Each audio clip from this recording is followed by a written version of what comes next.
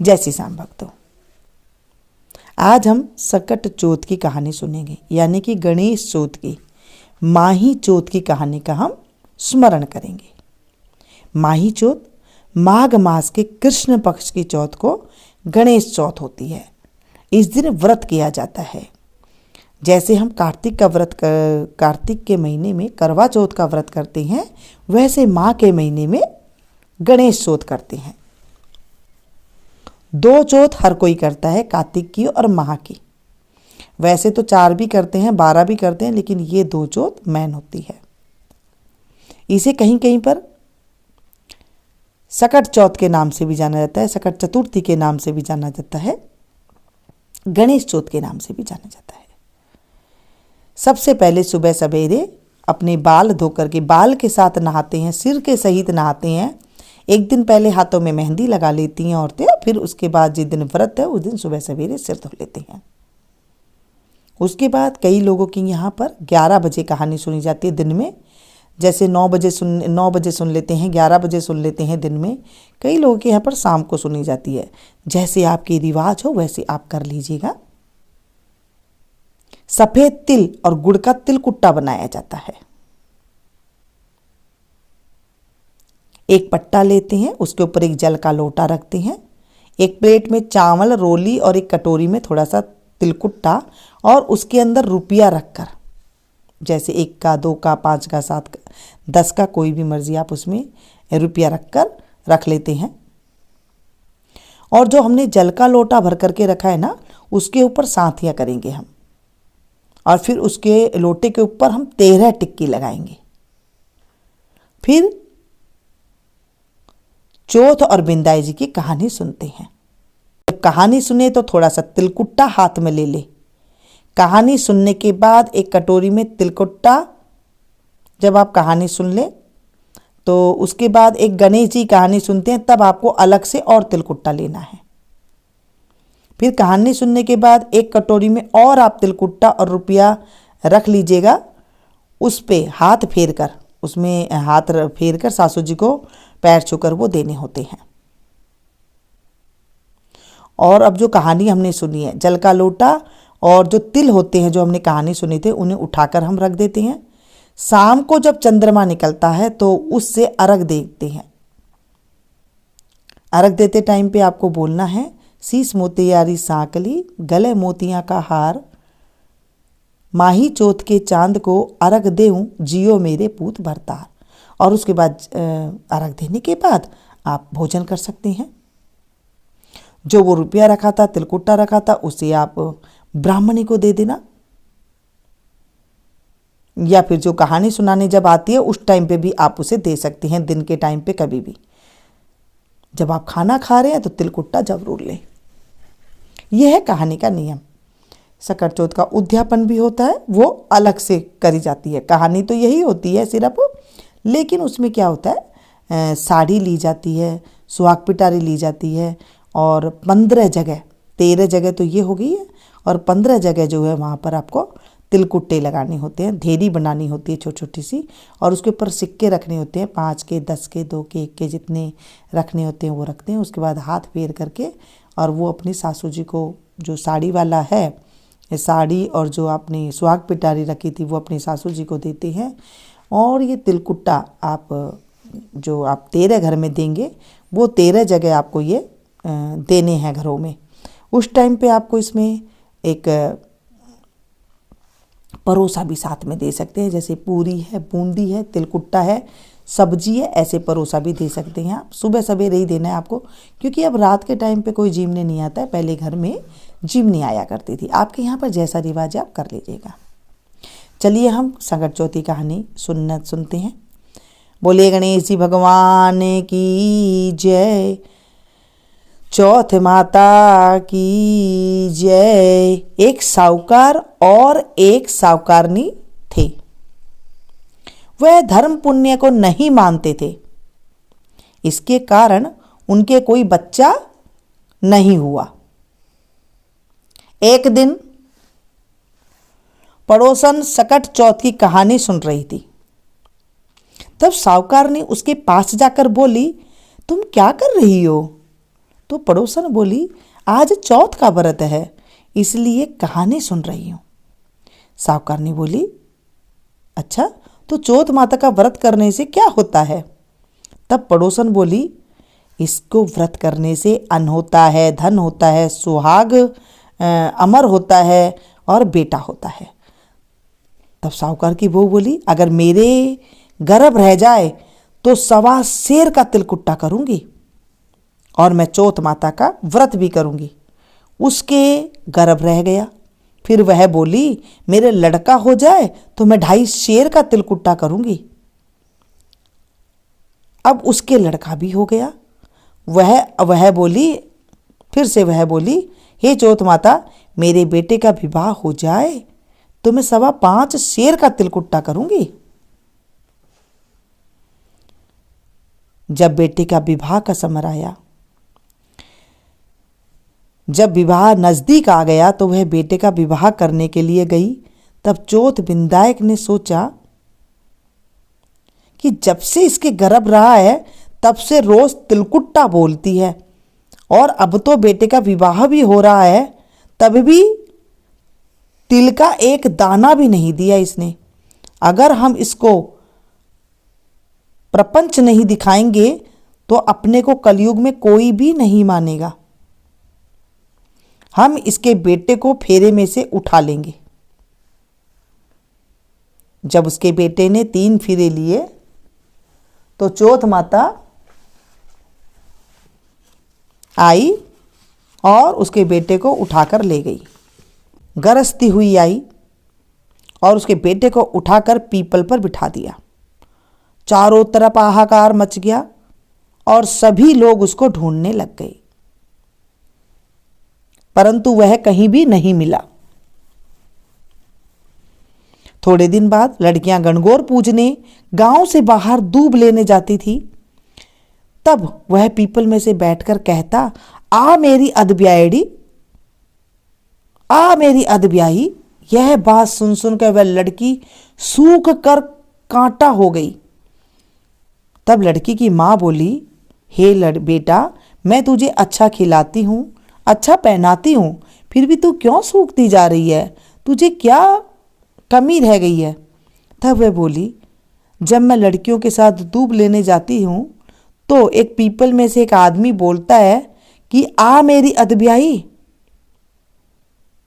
और हाथ में उसने मेहंदी लगा रखी है, सेहरा बांध रखा है। उसकी माँ उठी और देखा कि वह तो उसका ही जमाई है। तब वह अपने जमाई से बोली, यहाँ क्यों बैठा है? मेरी बेटी को अधब्याई कर दी और अब क्या लेगा? तब वह बोला, मेरी माँ ने चौथ माता का तिलकुट्टा बोला था, उसने नहीं किया और चौथ माता नाराज हो गई और मुझे यहाँ लाकर बिठा दिया।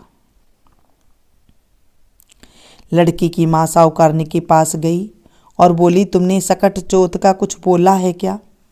तब साहूकारनी बोली, तिलकुट बोला था। फिर साहूकारनी बोली, अगर मेरा बेटा आ जाए तो मैं 2.5 मन का तिलकुट्टा करूंगी। गणेश चौथ माता राजी हो गई और उसके बेटे को फेरे में लाकर बिठा दिया। बेटे का विवाह हो गया। तब उन लोगों ने 2.5 मन का तिलकुट्टा कर दिया और बोली, हे चौथ माता, तेरे आशीर्वाद से मेरे बेटा बहू घर आए हैं, जिससे मैं हमेशा तिलकुट करके तेरा व्रत करूंगी। सारे नगर में ढिंडोरा पिटवा दिया, हर कोई तिलकुट्टा करके चौथ का व्रत करो। हे चौथ माता, जैसे उसके बेटे बहू को मिलवाया वैसे सबको मिलवाना। कहते के सुनते के हुंकारा भरते हुए परिवार का भला करना। चौथ माता उनकी रक्षा करना। बोले चौथ माता की जय। इसके बाद हम बिंदाई जी की कहानी सुनेंगे। 2 देवरानी जेठानी थी। देवरानी के धन बहुत था, जेठानी गरीब थी। जेठानी गणेश जी की बहुत पूजा आराधना किया करती थी। वो अपनी देवरानी के घर जाती और आटा को छानती और पीसकर पीस कर आती और छान कर आ जाती, और जिस कपड़े से वो आटे को छानती थी वो आपके घर ले आती थी, और आपके पति को, अपने पति को उस आटे को घोल कर पिला देती थी। एक दिन दौरानी के बच्चों ने देख लिया और आपकी माँ से जाकर बोले कि माँ माँ, ताई तो आपका जो चून वाला, जो आटे वाला कपड़ा है ना, वो ले जाकर ताऊ जी को घोल कर पिला देते हैं। देवरानी बात सुनकर बहुत गुस्सा हुई और जेठानी को बोली कि जब मेरे घर से जाती है ना तो ये आटे का कपड़ा यहीं छोड़ कर जाया कर और हाथ भी धोकर जाया कर। उस दिन वो वैसे ही चली गई, ऐसे ही किया उसने। घर गई तो उसके पति ने बोला कि ला आटा घोल कर पिला दे।